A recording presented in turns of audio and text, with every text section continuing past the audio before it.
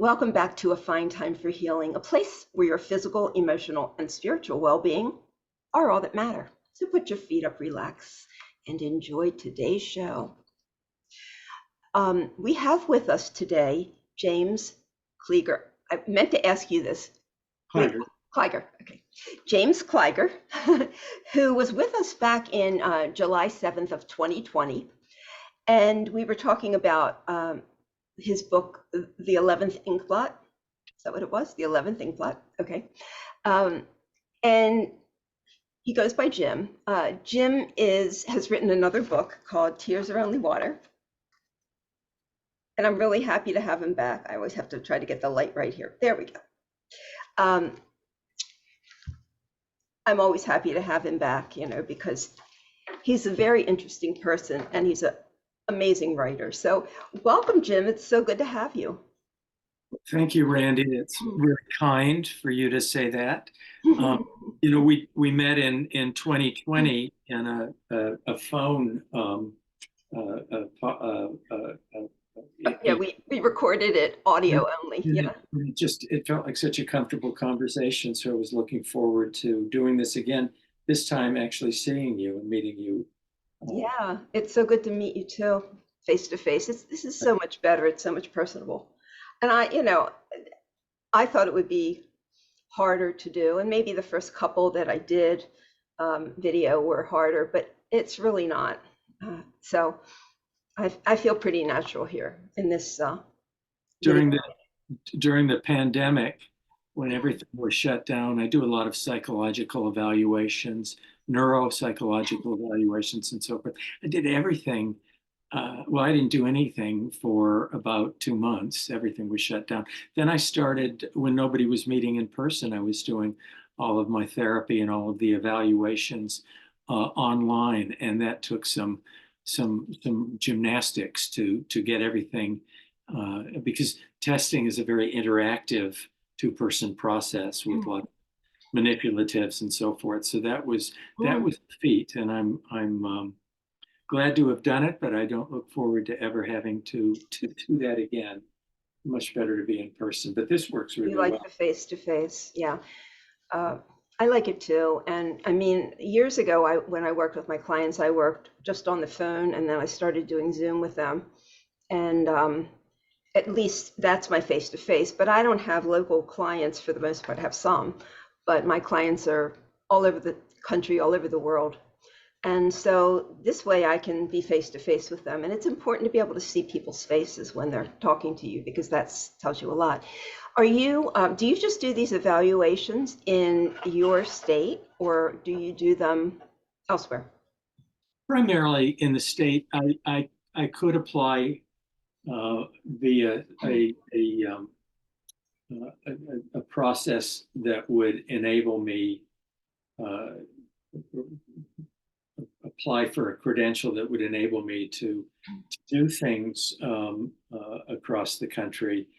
But I haven't done that. I have people coming from different states, sometimes countries, to work with me. But most of what I do is local: Virginia, Maryland, DC, so forth. Right. And are the evaluations that you do court ordered, or can somebody just request them? No, these are typically referred by therapists, children, adolescents, adults, most often referred by therapists, tutors, educational consultants, school officials, word of mouth, parents. I do a lot of reevaluations of kids and their siblings and so forth over the years. So. Okay. Yeah, I mean, that fits in line with some of the work my partner does. So I'm going to tell her about that. And she's in Maryland as well. So, yeah. Okay. So today we're going to be talking about your book, Tears Are Only Water. Where did that title come from? It came from Brian Jack's book called Tamarung. He wrote the Redwall series, and he had a line in there from a poem that he wrote called Tears Are Only Water.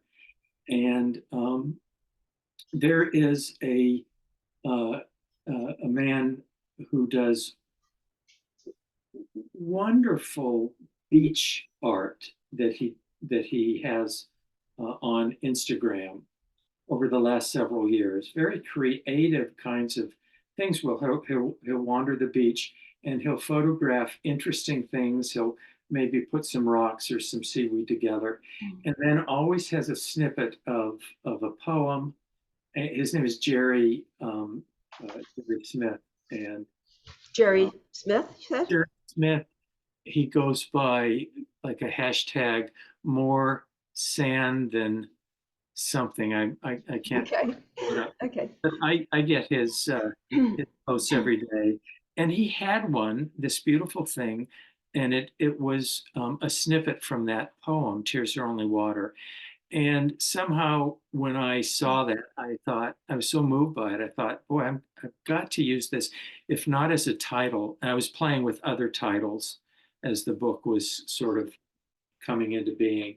But this just really struck me. And so there's a character in the book that actually has that tattooed on her arm. And what's so beautiful about that is there's a lovely ambiguity about that Mm-hmm. that I play with in the book Yeah. that you Yeah, can. exactly. Her interpretation, the person who has it tattooed on her arm, her interpretation is the opposite of what the intention truly is, right? Yeah. Right. Yeah. So we're going to talk about your book today, which is, you know, it's a long book. It's just so interesting the way all the changes and the turns and things like that. But give us a kind of an idea of what the storyline is. Well, you know, fundamentally, it's a story about early trauma in the lives of three or four primary characters. There's a protagonist whose name is Carmine Ludke, which is sort of a strange combination of different national backgrounds. He's a bookkeeper. He's a brilliant guy. He's kind of a mathematical savant.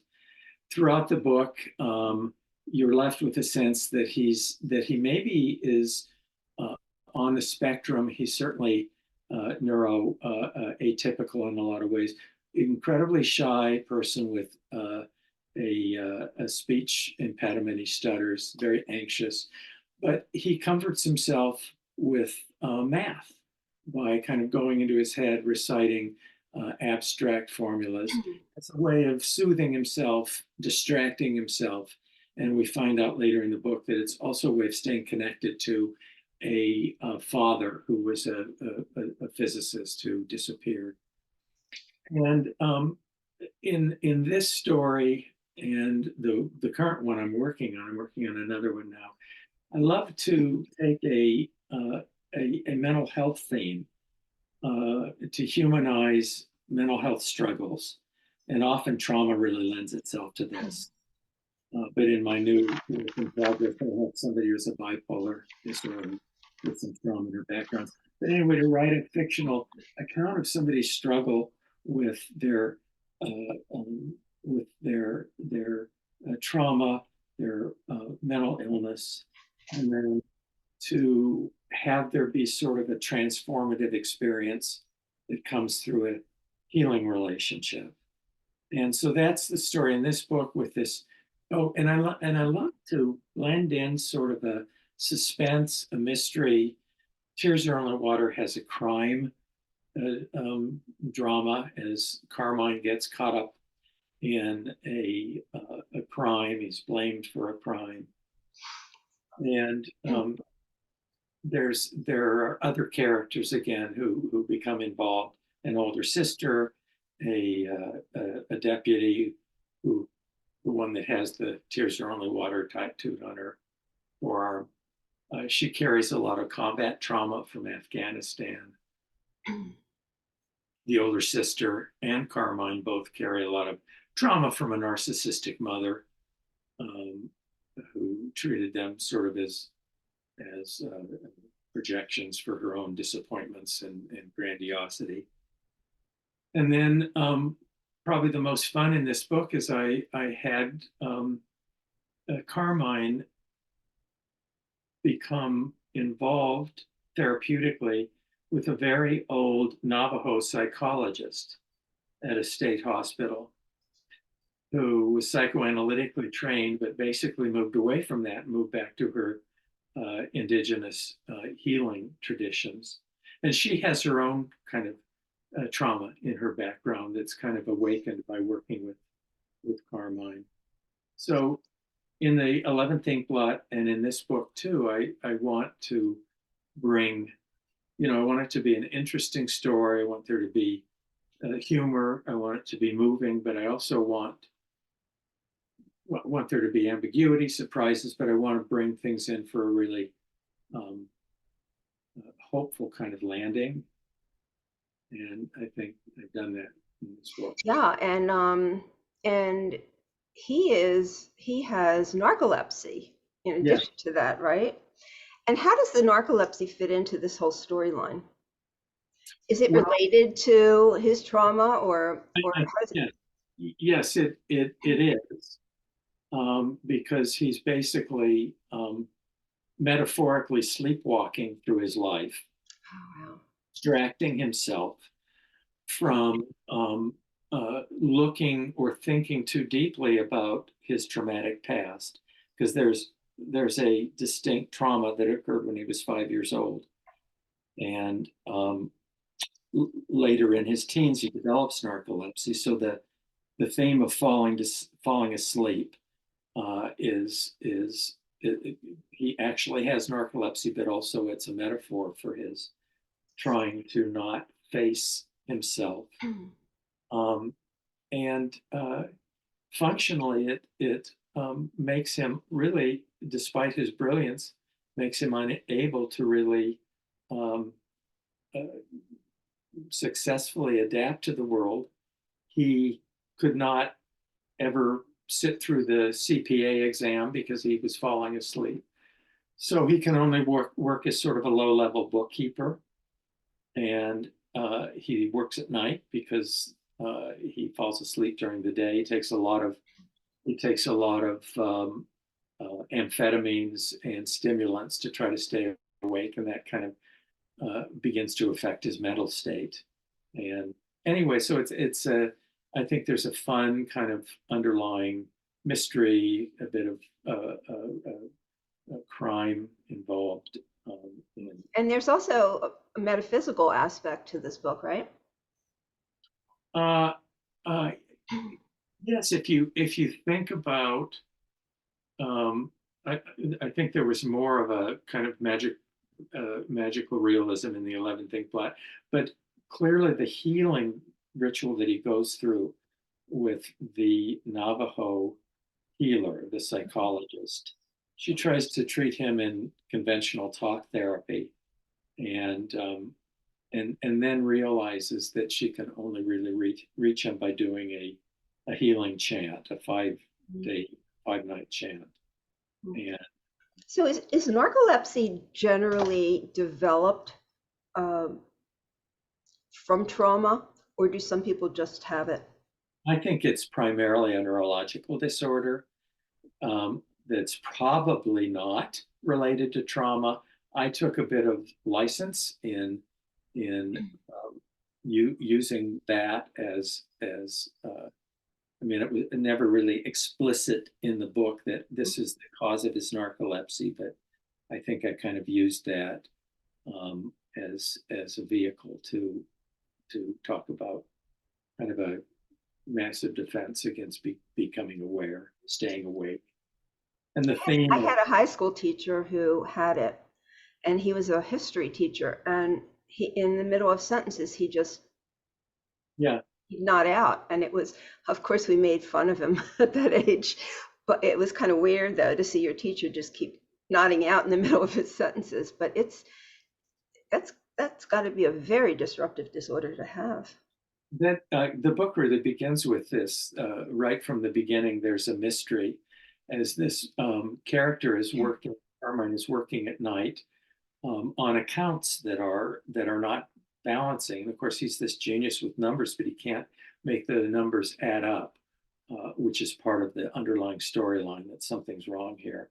And then he is visited by a woman who he had loved 20 something years earlier, and she disappeared. And all of a sudden she shows up.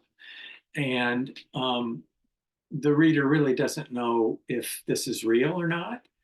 And he lets her into his office, and she's telling him something that's very, very, very important, and how he's really needed to be part of this scientific team. And in the midst of that, he has a sleeping episode and wakes up and she's gone, and he tries to find her, and then kind of goes down this wormhole, trying to discover whether she was real or not. So you incorporate a lot of psychological, psychiatric conditions into this, and you kind of put it all together in a storyline. What, besides the title that sparked you, what was your motivation to write this book?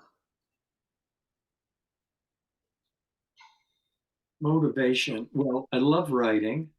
I had so much fun writing the 11th Inkblot that had been sort of percolating for 20 years or more in my mind. I've written a lot of professional books, and then do a lot of writing in my with the reports and so forth. And after I wrote the 11th Inkblot, I just really wanted to begin another story. And of course, there were a lot of competing ideas. And there was the idea of having somebody working by themselves, and then out of the blue, somebody appears who they thought were dead, or they thought was dead, and somebody appears and stands there, and there's this line in his head, which is, and there she was, or and there she is. There's something about that that just really grabbed me. After 20 years, 30 years, thinking this person is dead, he suddenly appears, and that's kind of where the story begins.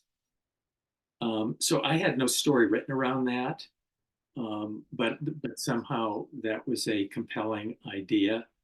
Just like the title, the Tears Are Only Water. I thought that was such a rich wording that I wanted to craft a story, and the story kind of evolves as I'm writing it.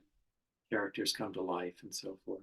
And really, the essence of that expression, "Tears are only water," is what? Well, the true meaning, the faux meaning, for the people who wanted to see that as, you crying is for babies. Everybody suffers loss and hurt, and you just buck up, you stuff it, you get over it, you get on with your life, you put it in a compartment. And actually have a psychologist in the book who is very much into this mindset that you compartmentalize trauma, loss, grief. You don't cry about it. There's too many victims. And she meets this hardened deputy who has this tattooed on her forearm, and she said, "Man, that's it. This woman is living this tough, stoic life. You don't let things get to you." But the true meaning is the opposite, that without tears, we can't grow. That water helps plants grow. It brings life and vitality to people, to being, to the world, and that you can't heal without tears. And so that's the essence that really is demonstrated actually the native healer helps the psychologist, who's Carmine's sister, become aware of the true meaning.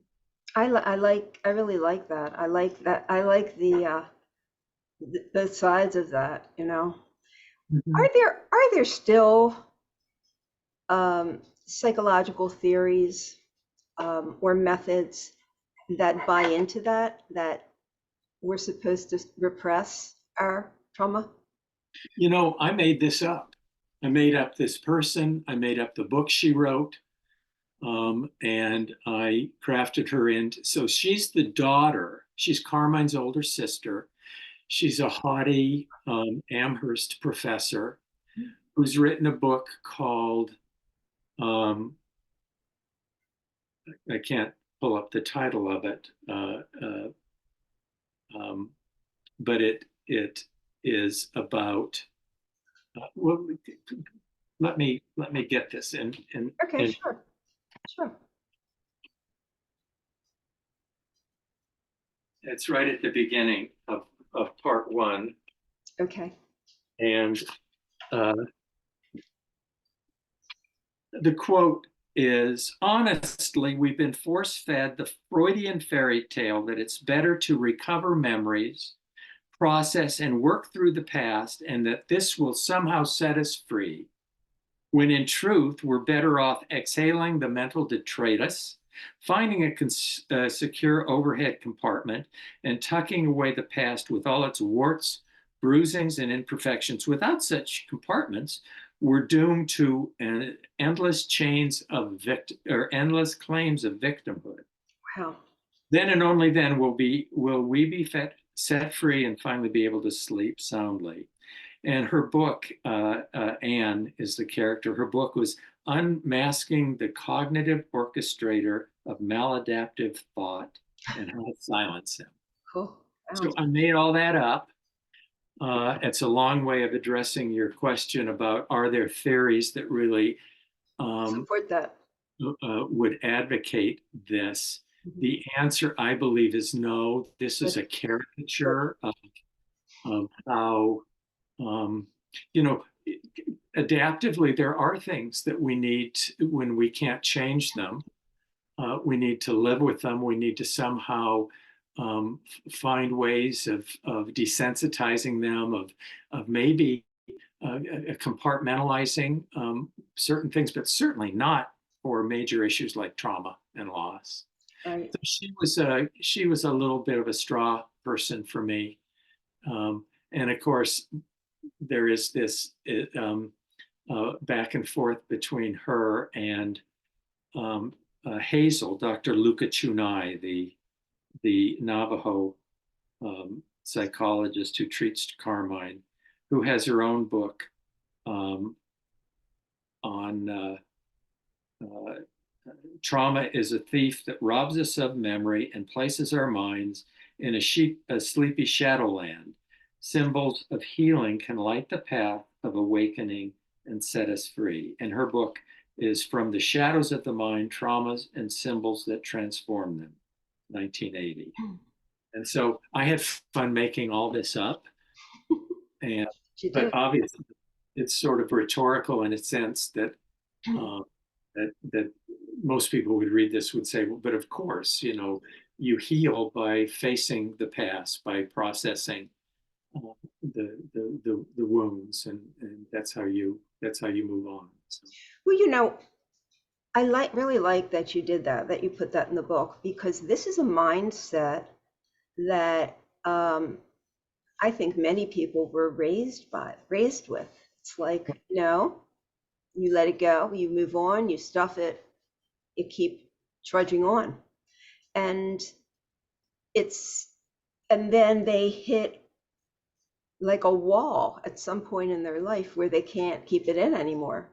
And everything starts to seep through in physical ways, in emotional ways, in their day-to-day living, that all of a sudden they can't keep it down anymore. And right, so a lot of people have never felt feelings. They don't know what what it feels like. They don't know what it feels like, and it's a terrifying thing, which causes them to dissociate, um, and isolate, and things like that. Or somatize, to experience the emotional through the body, or to act it out.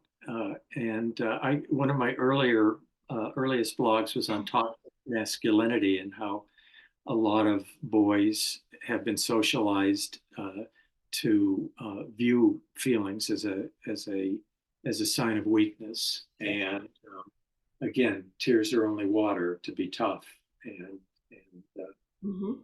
tough stuff. Exactly. So yeah, I think it has a very strong message for people that may believe that, and then can see through the storyline that that's not accurate. And we suffer quite a bit. I didn't read a bio for you. What is your background, and why did you get interested in this field? Wow, great question. Well, I'm a native of Colorado, and went to up to high school, born and raised in the Rockies. I had the great opportunity of going to Harvard for college, and that was a wonderful kind of broadening experience. In fact, I have my 50th reunion coming up this year. Where has the time gone? That was your undergrad? It was my undergrad. So then I came back to Colorado and got my doctorate at the University of Denver. And then I went to I actually got a scholarship from the Navy. They called health professional scholarships. And they they funded my graduate education. And I did an internship at the National Naval Medical Center. Then I went to, I'm giving you the long view, Randi. That's okay. You can give me whatever view you want. So I was in the service for about 13 years, stationed at Pearl Harbor, stationed in San Diego, stationed at Bethesda. During the Gulf War, I deployed for about 8 months on the USNS Comfort. And then for 2 years during that 13 years, I left the service. I went on a fellowship at the Menninger Clinic in Topeka, Kansas, where I got a postdoctoral fellowship. After I got out of the Navy in 1992, I went back to Topeka, was a staff psychologist and the director of the postdoctoral fellowship at Menninger. I got my psychoanalytic training at the Topeka Institute of Psychoanalysis, and left Menninger in about little after 2000, came to Maryland, and have been practicing since. So I've been sort of all over, but been a clinical. A lot of experiences, though. Yeah. Yeah, you're well-rounded. People often get into the mental health field because they're trying to work through something in particular that has been in their life, maybe from childhood or whatever. Was that the case with you, or did you just have this interest in this field? That's a penetrating kind of question. I don't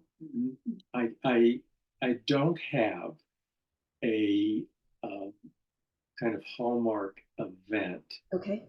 I was fortunate, my parents certainly had their own characters and proclivities and vulnerabilities, but I felt fortunate to have been cared for and had a pretty non-chaotic. I knew that my parents were not happy, but managed to distract myself, not with mathematical formulas, but with my own interests, sports, and so forth. I think I felt an interest in helping people. My mother was a wonderful person who was a nurse, and I think I have the kind of the good mother inside. Fortunate to have that. Um, but as you grow up in the field, you become aware of all of your foibles and your vulnerabilities that probably drew you to the field. Mhm. Uh, Right. I Well, wrote, it's wonderful that you don't have come from a background like that, and you just were interested in the workings of the mind, right? yeah, I really was very early on. I think it started out with this wish to do something to quote help people, and then I thought, no, so I got more into graduate school. I need to really view it less in a mushy way like that, and more in terms of being interested in the workings of the mind and so forth. And I really have been, but I think there's always been that that desire to connect with people, whether it's through therapy or doing. How long did you practice psychotherapy? Well, I still see a couple of people, but I did for. I think I was really doing a lot of psychotherapy and psychoanalysis, maybe up till 2016, and then began to move more into. I was always doing evaluations too, but Mhm. began more Right, strictly. right. So a lot of people listening to the show today have suffered trauma, complex trauma.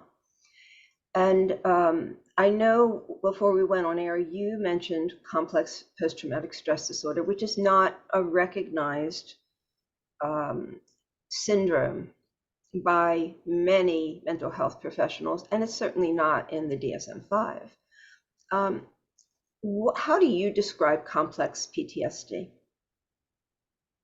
Well, you're right. It's not in the 5 or the DSM-5 TR. It's in the ICD-11, which is important. Um, so complex trauma is, and I mentioned to you before, I've just written a blog that I kind of like about hidden trauma, and mentioned CPTSD in there. But complex trauma is can goes by other names. If it occurs early in life, which often it does, people can sometimes refer to it as relational trauma or developmental trauma disorder. And it basically uh, has to do with physical, sexual, emotional, or verbal abuse, or willful neglect or parental uninvolvement during tender developmental years. So it's trauma that occurs in the crucible of a really important relationship Okay. that goes on, that's inescapable. Another form of a source of complex trauma would be somebody who has been uh, abused, tortured, in either incarcerated and abused, or tortured over time, where one cannot escape that. We usually think of PTSD as more high impact, visible events. Uh, Certainly, PTSD got its sort of its early bones, if you will, right at the end of the Vietnam War, there was a lot of focus on combat trauma, and then on rape and assaults and natural disasters, where there's big, high impact, life threatening events. And what gets overlooked, I think, are some of the more subtle forms that can be kind of chronic. Certainly, complex PTSD is recognized um, as a type of PTSD where you have all the same kinds of symptoms of re-experiencing of the trauma, avoidance of trauma stimuli, situations that are reminiscent of the trauma. Hypervigilance. Activation, yes, hypervigilance, hyperactivation. In addition, there's a betrayal of trust, so that really affects being able to attach and trust people. It affects being able to be intimate. It damages an individual's sense of self. If you think of trauma that gets woven into development, development's hard enough as it is, but if you have a traumatic relationship that's woven into that, that really has far-reaching effects on one's ability to regulate and soothe oneself. It damages a sense of self. So complex trauma is a very serious kind of legacy of relational abuse.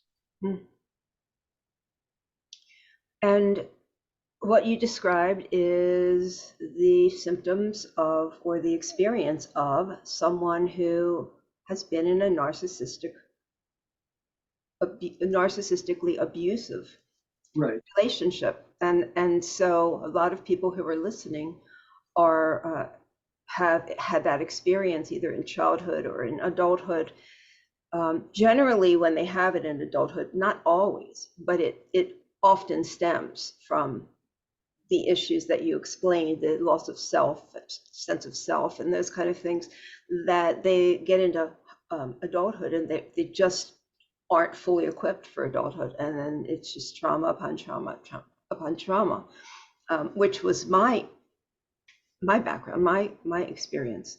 And it's pretty hard to break, but I think it's so important that this is accepted.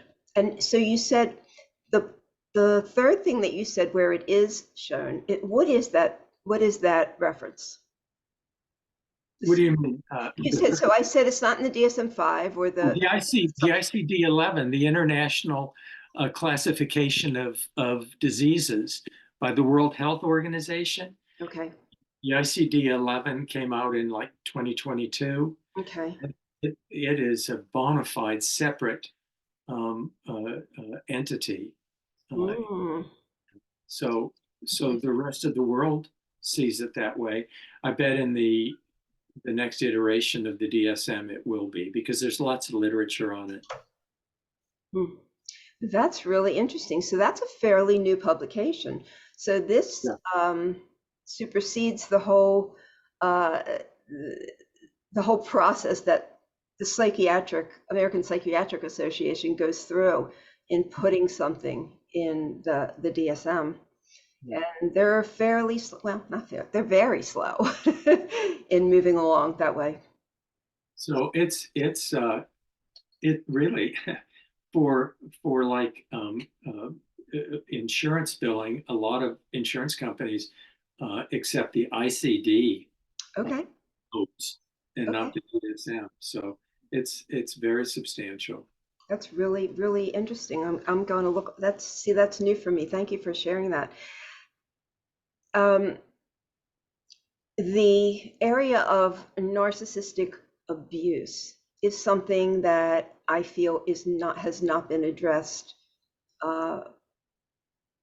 just in the psychology community, except for those who have specialized in this, seen a lot of it, really looked into it, out of the box thinkers.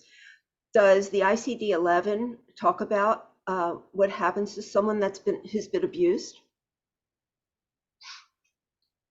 I think it would be incorporated under that rubric of an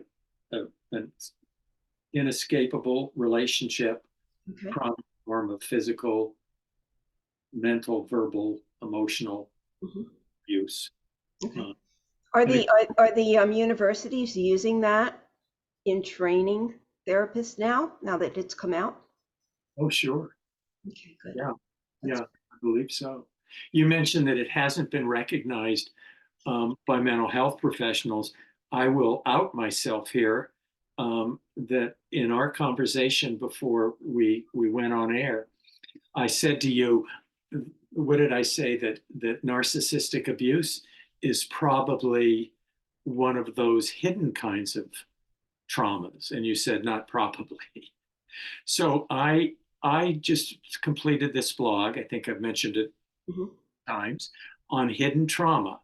And I list things like bullying victimization, religious uh, trauma syndrome, Mhm. kids who are indoctrinated into a rigid authoritarian kind of religious sect, and Yes.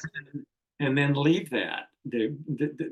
And miscarriage, abortion, uh, migrants, poverty. So I go through a lot of things that many people uh, don't view as traumatization. They either ignore it, they try to normalize it, things that are hard to speak about. But in that, I will admit I did not include that, and I should have. That's okay. Okay. It's an adult form of complex PTSD, where you are involved in a web that you can't escape. And other people could say, well, sure, you could leave the bastard, but that's impossible to do for a lot of people who are involved in this sort of reenactment, this sort of repetition. That's so true. And it's the methods that are used by narcissists. This is why I'm so invested in this work, because they're such dangerous people. The methods that they use just infiltrate people's every part of their being Yeah. and take them over. And people on the outside, once they get out of it, if they're lucky enough to do that, they usually have a lot of shame over why they didn't see it. But when you're enmeshed in a relationship like that, you're literally blinded. The narcissist has the ability to blind you. you're you're you're you're segueing, at least for me, into something that I've been thinking a lot about Mm. and want to write about, either as a blog or in a newsletter, my newsletter. And that is about societal trauma. Mm. What happens in society, in our country, and probably the world, um, as a result of events that have happened over the last 20 years. And you talk again, I don't get really political or in my writing. Um, Clearly, I think my orientation comes through. But what you're describing about a narcissistic person who weaves this sort of pseudo reality, and people get caught up in it, and they lose their moorings, and they can't see what's happening. I mean, and the cleverness of the person who is perpetrating lie after lie.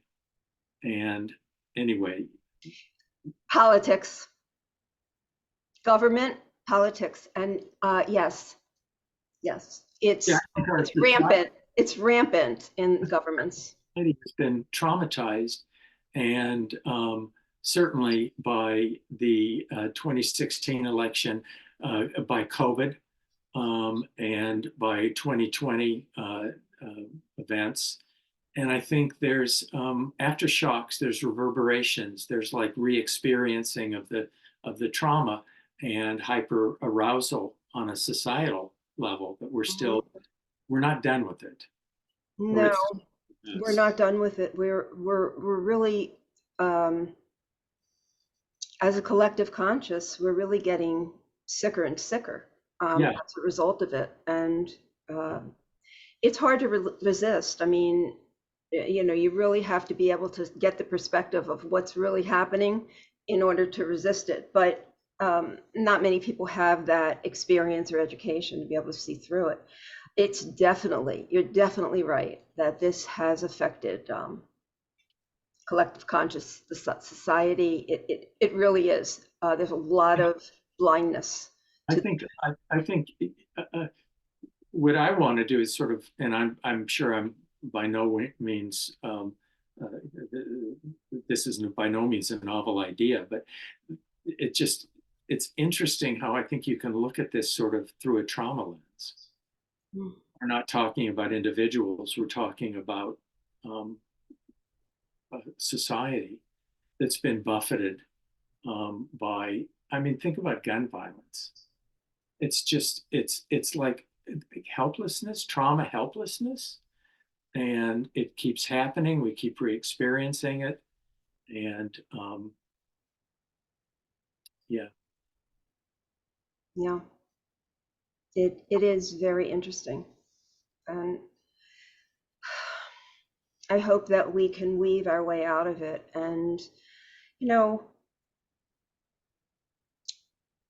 well, it may happen one person at a time, or there may be a shift in consciousness. I'm not really sure. I think it's going to be a shift in consciousness, or a shift in the way we allow our governments to form, or something. Something has to change. Yeah. Something Yeah. has, yeah. But yeah, but narcissistic abuse is, it's so all encompassing. And what I find is when people are coming out of it, because I can get somebody out of this, I can help them to deprogram, reprogram, just through the way I talk to them.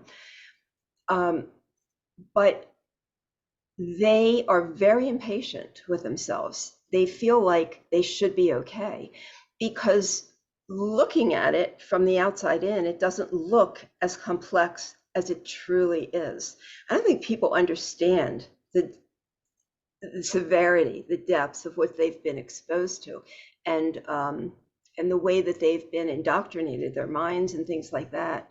And so I have to say to people all the time, you can't rush this. But then the friends on the outside, everybody on the outside is saying, get over it. Okay. He was a schmuck, get over it. Move on, come on out, you'll have fun. And that is not what's happening. And, the more we can educate people, the better, so that they understand somebody that's actually going through this. It's horrible. Yeah, they're deep roots that you have to work with very carefully. Very deep roots. But again, the healing occurs in the context of a relationship, a trusting relationship. Yeah, I'm glad that you said that. I had a trauma therapist on many years ago. I don't even remember how long ago. And I think I asked her the question, what is the best way to heal PTSD? And she said exactly what you said. Trusting the person that's helping you. I think that's the key ingredient in effective psychotherapy is not so much the model you use, but it's who you are. It's the qualities of the individual, and if you're lucky to find a therapist, no matter what their orientation is, we all have our preferences, but fundamentally, I think it's a human relationship with someone who's safe and wise and centered and committed to your healing. Right. Mm-hmm. Exactly. So we're coming down to the end, but is there anything else that you want to tell us about this book, Tears of Only Water? And I always have it backwards.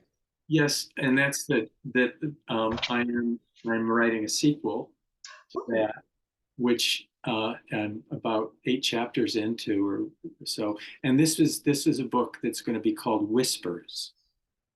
And again, it's going to follow the same sort of general theme of a individual who's struggling with mental illness. There will be some trauma in her background, and then there is going to be a crime involved, and also a healing relationship. Those are sort of if I just thought if there's anything formulaic about the books I write, it's those essential components. And I'll bring back several of the characters from Tears Are Only Water. I would like to mention my website, which is J. Herman Kleiger. That's the name I write by, J. Herman Kleiger, all one word. I'm sorry, I think my website is J, either the one word or J period, Herman Kleiger. Kleiger. Yeah, jhermankleiger.com is my website. And it has all the blogs I've written. I have a newsletter coming out that will tease a bit about the new book and talk about this book, Tears Are Only Water. So they can sign up to subscribe to your website and then receive all the updates, right? I should mention there's a free giveaway on Goodreads. Okay. I'm signing up for a free giveaway until February 28th. And that's a good way to get on the mailing list for newsletter and also to win a free book. Okay, that's great. That's wonderful. I'm glad that you share that. Yeah, I can't. I write nonfiction. I'm not a fiction writer. I don't have that imagination, but I love that you do because you're reaching people. They're learning about mental illness while they're enjoying the read. I mean, it's fiction per se, but it's really not. The message is really powerful. And that's a great way to get through to those who maybe never thought about this stuff. Well, I'm certainly not the first to do this. I have a colleague named Jeffrey Berman, who's an English professor who's coming out with a book called Psychoanalytic Fiction Writers. And he actually has different chapters about psychoanalysts who have written fiction, and he's included the 11th Inkblot as one of his chapters. Wow. But his idea, it's very interesting, is that not a lot of analysts do this, or mental health professionals, but it often occurs later in one's career when we don't feel as we're not practicing as much. There's still lots of experience and sort of can continue practicing, if you will, through writing stories. Yeah. Well, it's wonderful, and the book is excellent. I highly recommend it to everybody. Go pick up a copy and maybe try to win your free copy. It's so good to see you. So you'll let me know when the sequel comes out. I will. Thank you, Randi, and I'll send you some of those blogs. Yeah, and I'll send you what I told you. I'm going to send you. Yeah. You have a copy of my book, Close Encounters of the Worst Kind? I do. Okay, great. Good. Okay. Because I would offer to send you one. Okay. Yeah. So nice to see you. Great to see you. A very comfortable conversation. It was a lot of fun. Could talk to you for longer. Yeah, it's good. Yeah, sure. Well, we can always talk. That's right. Stay well. It's great to see you. Okay, you too. Take care. Okay, bye-bye.